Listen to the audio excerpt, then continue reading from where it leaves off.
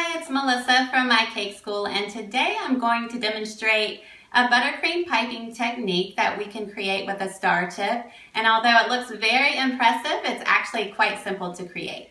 Okay, so before we start working on the cake, I wanted to demonstrate the piping technique on parchment paper. So what I have here is a star tip 18, and this basic design would work well for any size star tip, but I prefer the smaller ones for a more delicate look. So the motion that we're going to be doing is just a continuous piping motion, and it resembles a cursive L. So if you were to just go in and pipe a cursive L, you're halfway there. We're just going to continue it at this point and create another loop. And then we'll just work all the way down. So you can vary the spacing, you can vary the size of your loops. I'll do a really tightly closed one next, just so you can see. You could do something very small or much larger. And you can even bring your loops so that they're almost side by side, if you'd like that look better. Okay, so here we have a 6-inch cake, and it has been frosted with our fluffy vanilla buttercream tinted with Americolor Deep Pink. And now I'm just going to go in, same as before, with a little piping tip 18, a star tip 18. And we're just going to start at the top and work our way to the bottom.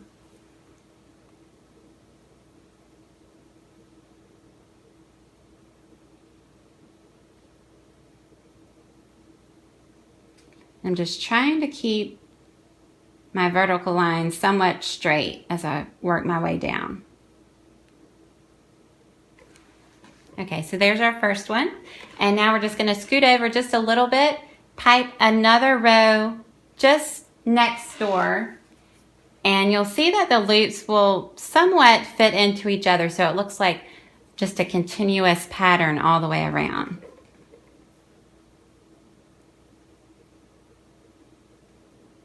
So that just goes slightly in.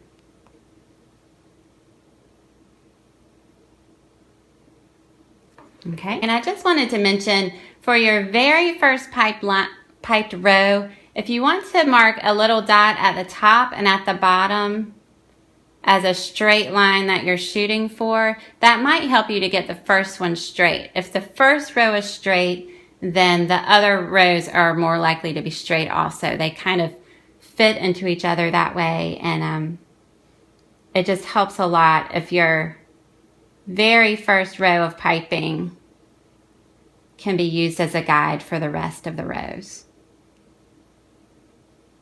Okay, so just moving right along, I noticed the very last row that I piped was ever so slightly tilted. So with this next row, I'm going to try to correct that by just starting a little further over than I have been. Okay. And we'll just kind of straighten things up.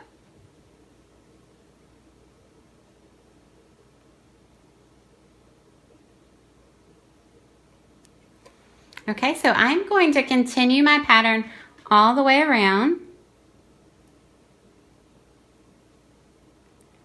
I'm trying to keep my loops around the same size as the previous row. Okay, so we are going to work our way all the way around, and we'll meet back in just a few minutes. Okay, so moving right along, we've almost made it all the way around the cake. I have probably maybe 3 or 4 more rows to go. And I think you can probably tell from your angle that with my piping, I'm holding the piping tip almost perpendicular to the surface of the cake. You can play around a little bit with different angles and see what works best for you. When I was piping earlier on parchment, I was going in at a 45-degree angle, but since we are piping on the front of the cake, I'm holding my piping tip a little bit differently. Okay, so you can see we have room for just one last row. And so I might have to get a little bit creative with the size of my loops so that everything fits in. But that's also a good reason to start in the back of the cake, and that way you know you're going to stop at the back of the cake in case there's any kind of strange looking piping happening back there. Oops. Okay, so I did something funny on that last row. I don't know what I did, but anyway, it kind of is slightly off. I think I made maybe one less loop than usual. I might squeeze in a little loop there.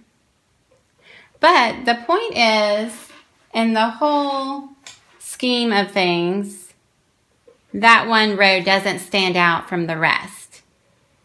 And I think it's just a really, really elegant look. I love this piping technique because it's so simple, but it looks really, really good. Okay, so now I'm going back in with just a basic shell border for the bottom. And you can add a border if you'd like to, or if you'd rather have no border, I think you could definitely get away with leaving a border off. But I'm gonna go in at a 45-degree angle. If you've never done a shell border, you just apply pressure, pull slightly up and back down again, and release the pressure as you pull out.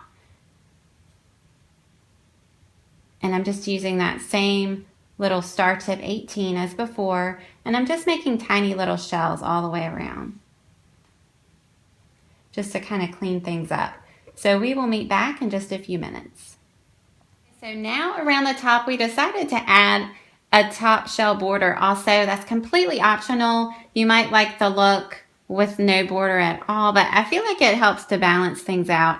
And you'll notice as I'm piping my shell, I'm trying to overlap or at least connect to the very top of this piping so that there's no pink showing. So let's go right here, like that. Just to kind of give us a cleaner look.